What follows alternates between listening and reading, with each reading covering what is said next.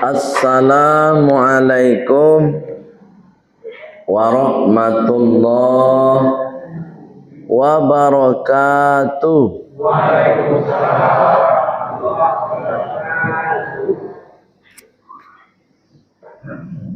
Innal hamdalillah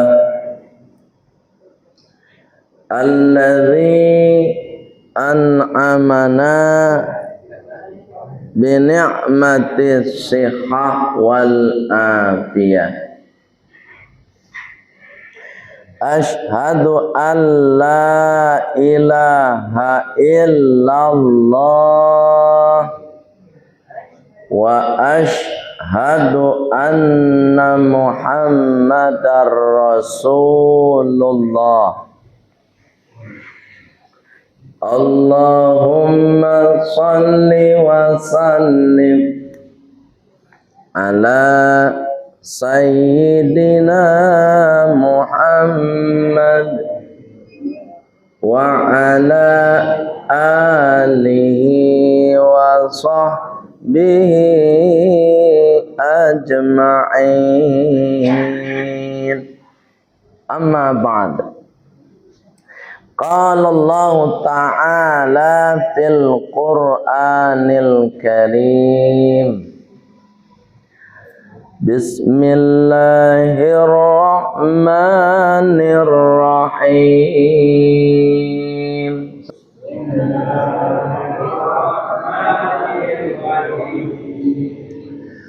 Rabbi shrah li sadri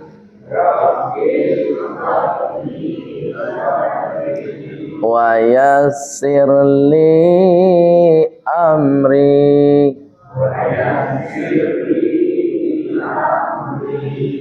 wahlul 'uqdatam min lisani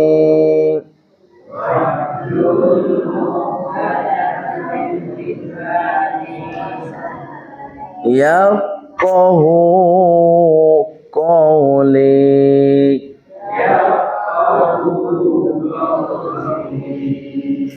Wa qala aydan bismillahirrahmanirrahim.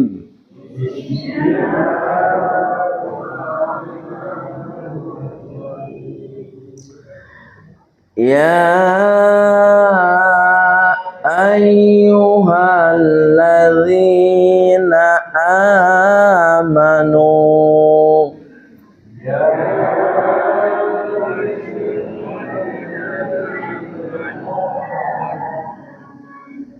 ittaqullah haqqa tuqatih wa la tamutunna illa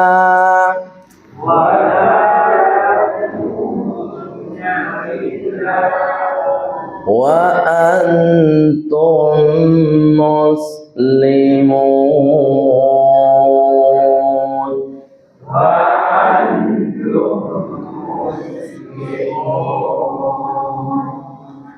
Sadaqallahul azim.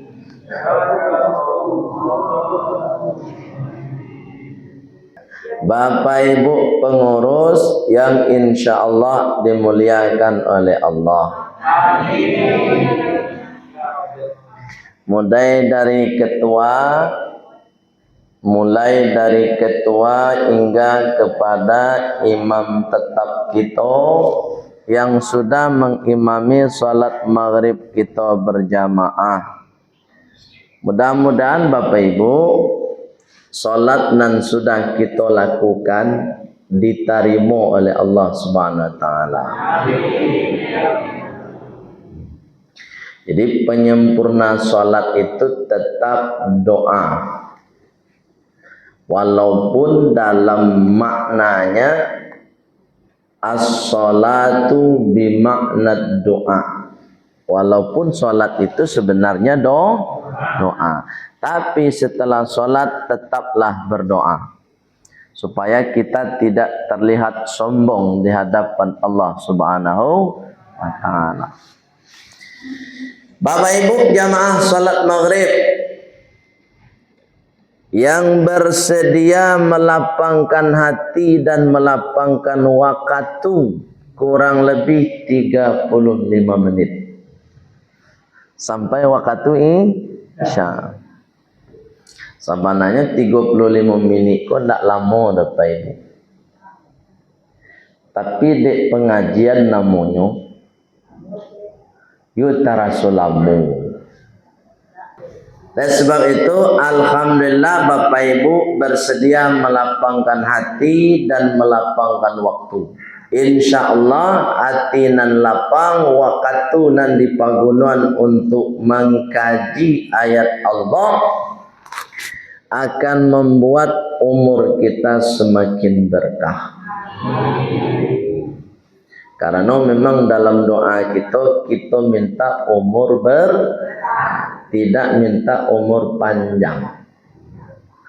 Karena memang orang yang berdoa meminta umur panjang inyo mendapatkan dosa.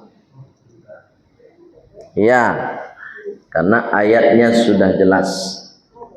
Umur tak bisa dipanjang-panjangkan, tak bisa pula dipendek-pendekkan. Ya nak bro. Ayatnya itu ya. Surat Al-A'raf ayat 34. Bismillahirrahmanirrahim. Wa likulli ummatin ajal. Fa idza jaa ajaluhum la yastakhiruna sa'am wa la yastaqdimun. Itu kecilan. Dan setiap orang sudah ada ajal. Satu awak termasuk diri ambo Bapak Ibu ladu ajalnya. Ibu-ibu ladu ajalnya. Bapak ladu ajalnya masih siang. Ajal tu batas akhir kehidupan. Berarti hidupku pasti berakhir. Itu disebut dengan mati. Anak mau bu? Mati. Mati itu bahasa Arab, bahasa Indonesia. Oh? Bahasa Arab dan bahasa Indonesia itu meninggal. Mati itu bahasa Arab Bapak Ibu. Mata yamutu mautan. Dibakukanlah ke dalam bahasa Indonesia. Jadi seolah-olah bahasa Indonesia. Jadi kalau ada orang mengecek manusia kok pakai kalimat mati bu ya, tidak sopan mah bu ya, itu untuk hewan. Memang manusia itu hewan nih. Iya kan? Ya, manusia itu hewan. Al hayawanun natik. Manusia adalah hewan yang bisa berpikir. Jadi mati itu adalah kalimat yang bagus, yang mulia untuk manusia. Justru meninggal itu yang nggak bagus. Itu mengenai pakainya kalimat mati. Siapa mati sekarang? Ahmad Bastari.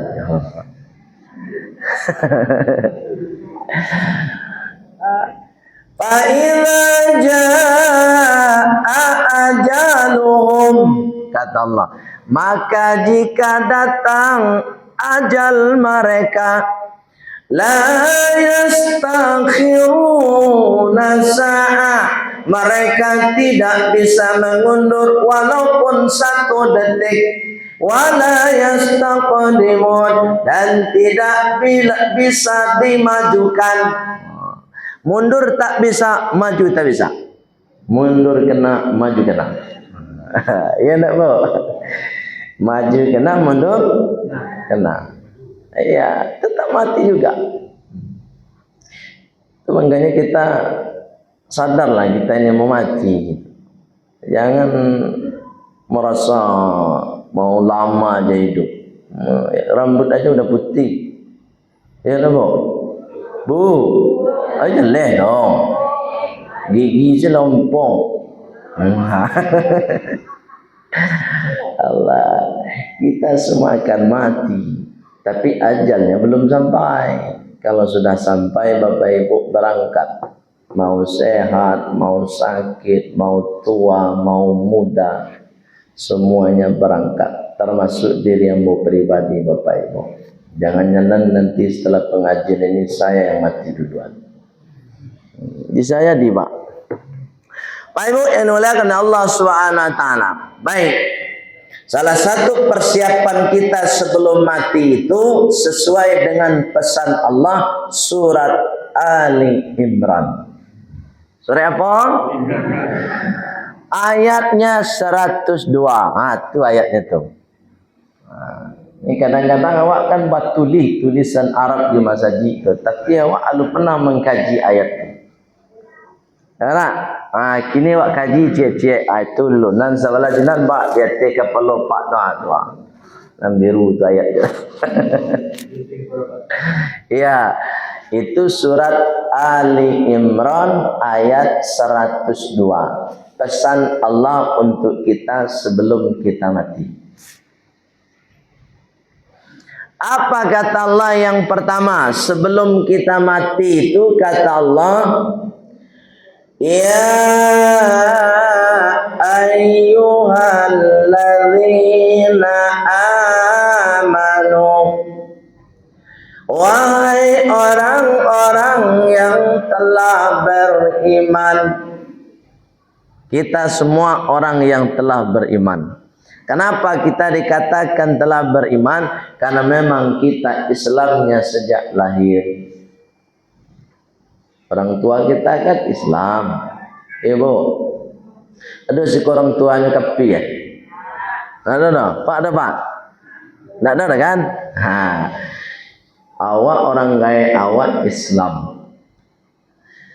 Awak disimpan sementara selama 9 bulan di rahim ibunda kita yang juga beragama Islam. Setelah 9 bulan 10 hari kurang lebih lahirlah kita dari rahim Islam tadi ke alam dunia. Maka ketika kita lahir itu, ketika itu pula kita Islam. Sampai besar, sampai sekarang juga masih Islam. Ada orang dari lahirnya tak beragama Islam. Kenapa? Orang tuanya kafir. Tapi Bapak Ibu, alangkah indahnya ketika dari rahim seorang ibu yang tidak beragama Islam, lahir dia dalam keadaan juga tidak beragama Islam, tapi di akhir hidupnya justru mati dalam Islam. Itu ya indah, Bapak. Ya contohnya Bu ya, Dr. Muhammad Yahya Waloni. Itu Pak dong. Alhamdulillah kalau lai tahu. Lah pernah sebut Pak. Alun lai. Siapa pernah bersobok atau bersyukur banalah. Beliau bu baca bukunya tuh. Ada bukunya kini yang masih diedarkan dengan menjaga keoriginalannya. Judulnya Kebenaran Islam Menurut Mantan Pendeta. Jadi lahirnya itu orang tuanya Kristen, Ibu. Ayahnya Kristen, ibunya Kristen. Ya. Besar sampai tahun 2006. Sampai tahun 2000 masih dalam kondisi beragama Kristen. Bahkan tidak hanya sekedar beragama, Pak, menjadi pendeta lelai. Nah, hebat dong. Bahkan tidak hanya menjadi pendeta, Bu. Beliau mempendetakan sekian banyak pendeta. Bagus bisa mau itu ya. Sabab inyo membuat kampus. Apa nama kampusnya? Universitas Kristen Papua Indonesia. Tidak hanya mendirikan kampus loh, Pak, jadi rektornya sekali. Nah, hebat tau. Jadi rektor. Yang namanya rektor, Bapak Ibu, katiko kawi sudah pasti rektor nan memindahan kucir tuh. Karena beliau yakin Islam itu benar, beliau perjuangkan. Bagaimana cara memperjuangkannya, Bapak Ibu? Keliling Indonesia, pakai mobil sendiri, sopirnya beliau sendiri, minyaknya beli sendiri, hotelnya bayar sendiri. Keliling Indonesia, Pak. Singgah di Lampung, singgah di Palembang, singgah di Jambi, singgah di Sumatera Barat, singgah di Medan, sampai ke Aceh, sampai ke Malaysia dan Batam. Ceramah tuh. Bayi surang, Pak. Bawa auto surangnya, Pak. Dari Jakarta, Pak. Coba yang dapat, Pak. Saya nama itu. Singkat cerita, Pak Ibu, walaupun sudah keluar dari penjara, ceramahnya tidak pernah lunak dan tetap tegas menyampaikan kebenaran. Artinya apa? Memang benar-benar mempertahankan keyakinan. Karena pengorbanannya, karena perjuangannya terhadap Islam dan keyakinannya kepada Islam, maka Allah pun tidak menyia-nyiakan beliau. Allah kasih hadiah. Apa hadiahnya, Bapak Ibu? Mulai dari masa Rasulullah sampai tahun 2025 ini belum ada sejarah dunia mencatat mantan pendeta meninggal di atas mimbar Jumat. Tidak hanya di mimbar Jumat, bulannya bulan mulia, tanggal 10 Zulhijjah. Bayangkan tuh. Ternyata Bapak Ibu, ketika khutbah Idul Adha itu beliau masih sehat. Biasanya, Pak, 10 Zulhijjah itu khutbah Idul Adha di Makassar ini. Lanjutkan hari Jumat itu. Kita kan Idul Adha kemarin kan tepat dengan hari Jumat. Jadi singkat cerita, jadwalnya selain khutbah Idul Adha, lanjut khutbah Jumat. Ketika khutbah Jumat itu khutbah yang kedua. Artinya apa? Khutbah sudah selesai.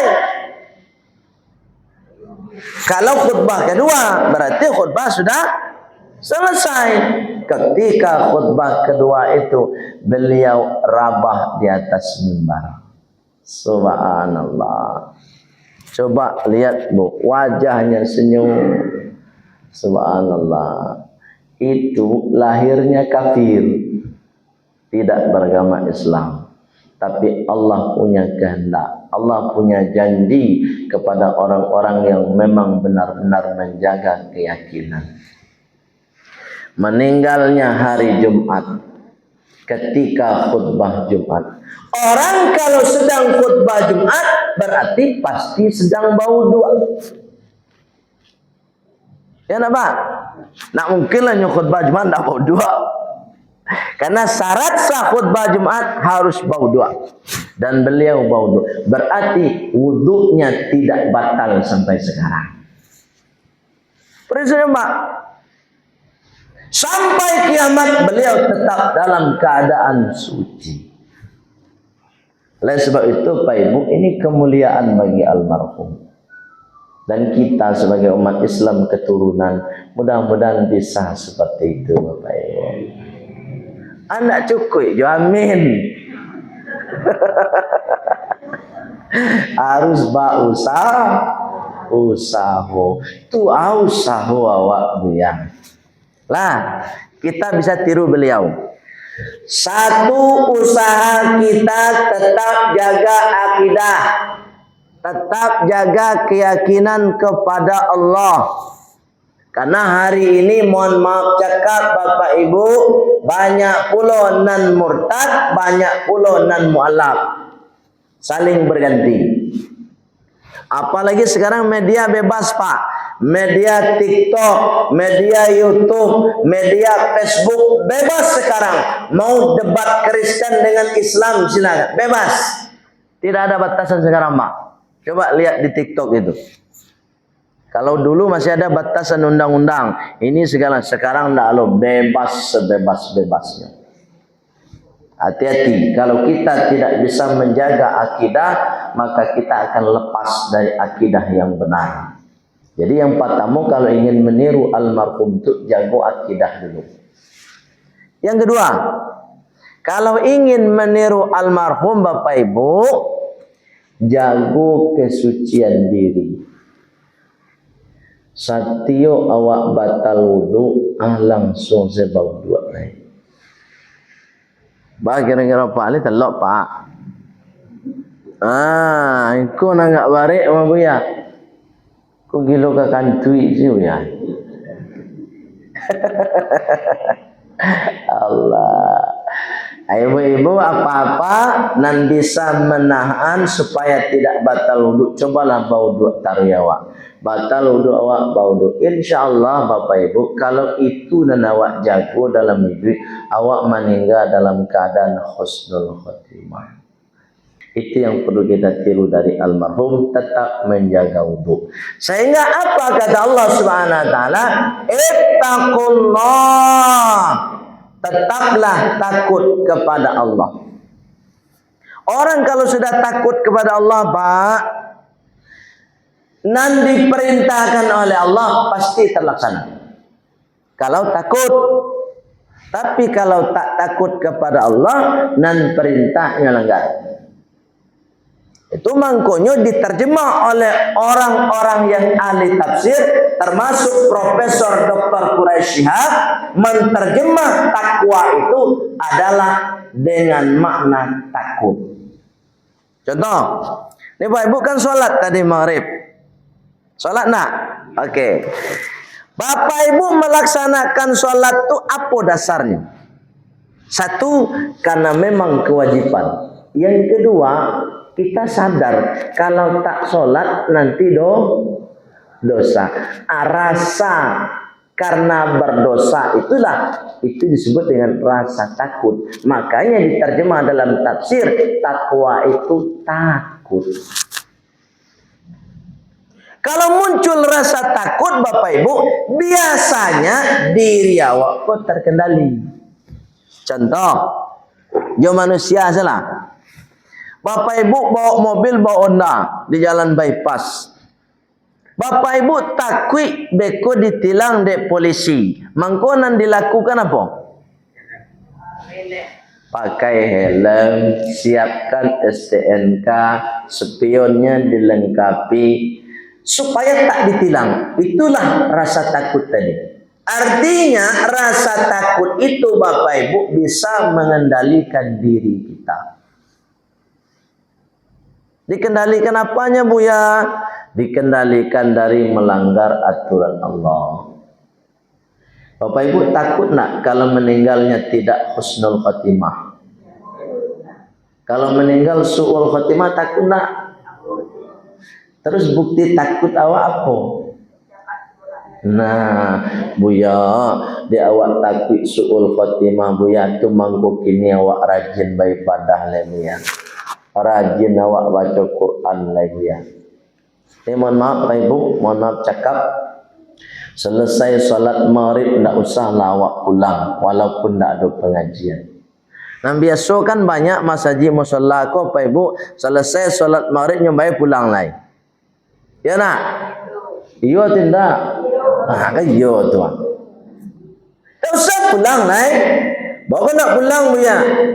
Bisiko salah awak di masjid salah, tapi awak ingin husnul khatimah tadi.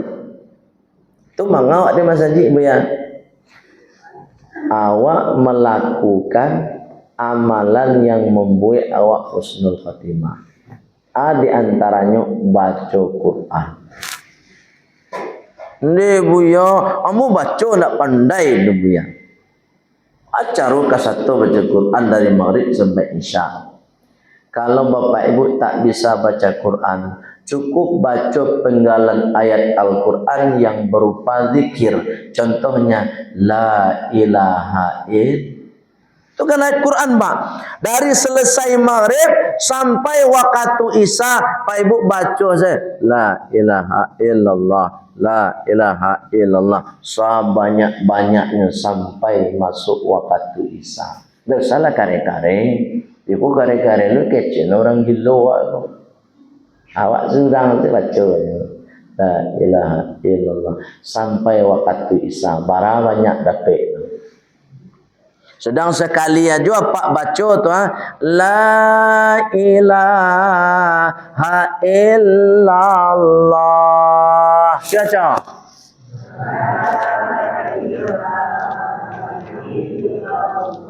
Kurang semangat ya. La ilaha illallah.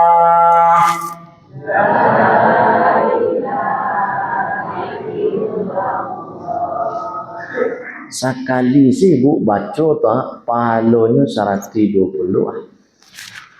Nak banyak pahala tau. Coba cari pahala tu. Tadi 2 kali nak 120 kali 2 barang. 200 sampai puluh dapat pahala 2 kali baca baru.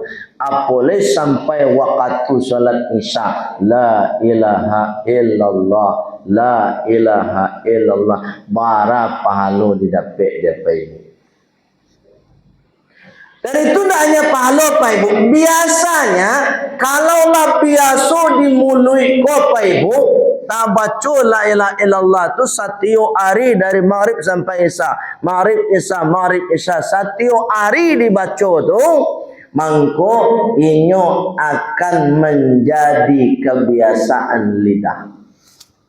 Biasanya kalau sudah menjadi kebiasaan lidah, maka ketika kita tersandung pun kakinya, maka secara spontan lisan itu akan membaca yang kebiasaan lisan tadi.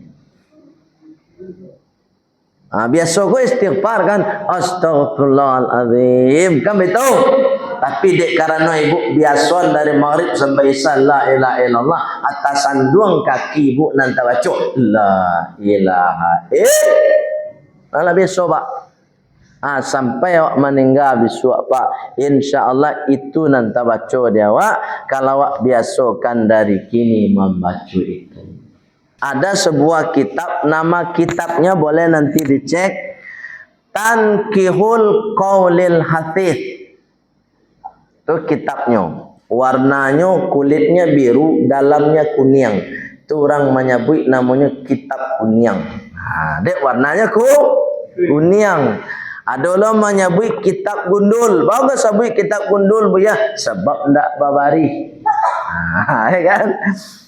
Dalam kitab Tankihul Qaulil Hadis itu ada riwayat hadis mengatakan, kata Rasulullah, man qala, siapa saja yang membaca fi akhiri hayatihi, di akhir hidupnya, la ilaha illallah, kalimat la ilaha illallah, wajabat lahul jannah, maka wajib baginya masuk surga. Tapi tak dipaksa dah bu, tak pula dibimbing dengan sendirinya. Kalau awak kan banyak kan masih dibimbing nak pak. Ketika kamu meninggal tu la ilaha illallah. Kalau kena dibimbing pun kadang tak bisa deh. Lain dibaca, lainnya baca. Kan? Mudah-mudahan awak sadonyo bisa mengucapkan la ilaha illallah. Termasuk diri ambo pribadi pak, ambo pun tak bisa menjaminkan diri ambo, sebab ambo pun masih berproses sama dengan bapak ibu bagaimana kita mencapai husnul khatimah. Paling tidak terakhir apa kata Allah Subhanahu wa taala? Wala tamutunna illa wa antum muslimun. Kalau mati-mati anginnya ke Pak. Jangan kalian mati kata Allah kecuali dalam keadaan beragama Islam. Jadi jangan sampai nanti kita semua meninggal atau mati dalam keadaan murtad, keluar dari agama Islam. Paling tidak matinya kita itu, mohon maaf cakap nih, kok semada-mada awak ndak solat lah namanya, ndak puasa lah namanya, dan mati awak tetap dalam identitas Islam. Kalau kita masih identitasnya Islam, maka paling tidak nanti dimandikan dengan cara Islam. Sudah dimandikan dikapani, sudah dikapani disolatkan. Walaupun sebenarnya solatnya tadi hanya sekedar solat toleransi. Itu solat toleransi Pak. Solat toleransi itu inyo salamu itu tidak solat, tapi pas mati disolatkan, itu namanya solat toleransi. Sabananya Pak Ibu indak disolatkan ndak lupa gitu. Sebab inyo ndak solat. Tapi dek karano tadi, buya sagan lah buya, inyo kan Pak RT kami. Pak RT kan sagan lah buya, nyo Pak RW kami. Sagan lah buya, nyo mama kan. Dek sagan-sagan tadilah namanya toleransi. Tu apa lo ya? Kalau nan mensolatkan tetap dapat pahala, tapi pahala solat jenazah untuk yang mati tak solat tadi maka tak sampai. Pak Bu, ale dong. Ibu kari solatan tu indah. Alun lah alun lah Allah. Kalau ibu ingin disolatkan maka istiqomahlah melaksanakan solat. Tapi yang meyakin Pak Ibu insyaallah semua istiqomah melaksanakan solat. Amin Allahumma amin. Pak Ibu yang dimuliakan Allah Subhanahu wa taala, itu kira-kira Anda yang sampaikan. Ada pertanyaan? Ya silakan. Satu aja. Iya satu.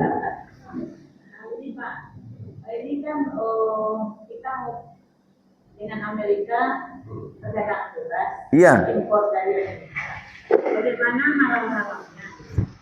Bagaimana halal haramnya? Ibu tanya kamu. Oh iya, ambo nak orang Amerika. Ambo nak lo menteri do. Jadi kalau kebijakan halal haram, ambo nak tahu sebab ada menterinya, ada petugasnya masing-masing untuk menjembatani hubungan bilateral tersebut. Ya Pak ya. Tapi kalau ibu tanya, ba'a cara wak menyeleksi halal haramnya? Di Indonesia ini Bapak Ibu sudah ada lembaga yang resmi, pimpinannya dikasih gaji oleh negara, mobilnya plat merah. Itu berarti negara yang gaji Pak, ada uang negara yang dimakannya. Apa itu? MUI, Majelis Ulama Indonesia. Ada nanti kalau di makanan itu pakai label, pakai logo Al-Halal. Kalau ada Al-Halal berarti yang mempertanggungjawabkan MUI. Halal-halal logo-logo dia makanan, minuman segala macam itu tanggung jawab MUI. Kalau sudah ada Al-Halalnya berarti sudah ada rekomendasi dari MUI. Ya Bu ya. Jadi kalau itu yang ibu tanya, maka MUI lah yang memiliki wewenang untuk menjawab halal haram itu. Termasuk ini minuman kita. Ada enggak di sini? Ini ada nih. Halal. Berarti ibu minum ini halal. Tapi kalau ditulis haram, jangan. Oke, Bu. Beda dengan Masjidil Haram. Biku ibu sabui dulu Masjidil Haram. Kok ndak Masjidil Halal, Bu ya? Berarti nak boleh awak kasinan, Bu ya? Bukan itu maksudnya. Haram pada kalimat Masjidil Haram itu maksudnya Bapak Ibu, masjid tempat sujud, tempat menyembah Allah. Al-haramu di situ adalah tempat yang dilarang kita berbuat dosa atau maksiat. Jadi Masjidil Haram itu adalah masjid dan wilayahnya dilarang kita berbuat maksiat, walaupun tetap ada orang yang berbuat maksiat. Masjid kita ini juga dilarang berbuat maksiat. Karena masjid itu tempat yang dilarang berbuat maksiat, maka disitulah masjid akan bernilai kesucian atau kemuliaan. Itu makanya disebut Masjidil Haram. Sehingga disebutlah oleh kita tanah suci. Kalau Bapak Ibu sudah pergi ke sana, sucikan diri Bapak Ibu. Gimana cara mensucikan diri itu ya? Perangai nanda elok tuh, kalaulah pulang haji lah, pulang umroh, tolong dibuang. Bu, alai jale. Awaklah pulang haji nambusu ati yo juo. Tu ndak tanah suci nama ibu tampu apa tang gitu. Iya le to. Ado siko bu haji nambusu ati. Manyo tanah enggak? Ndak do. Oh ndak do. Ya kini itu ndak ada dah. Baik Ibu, itu kira-kira Bu ya jawabannya. Mohon maaf Bapak Ibu karena waktu kita sudah habis dan terbatas, kita sempurnakan dengan doa penutup majelis. Subhanakallahumma wa bihamdika asyhadu an la ilaha illa anta astaghfiruka wa atubu ilaik walhamdulillahi rabbil alamin. Wassalamualaikum warahmatullahi wabarakatuh.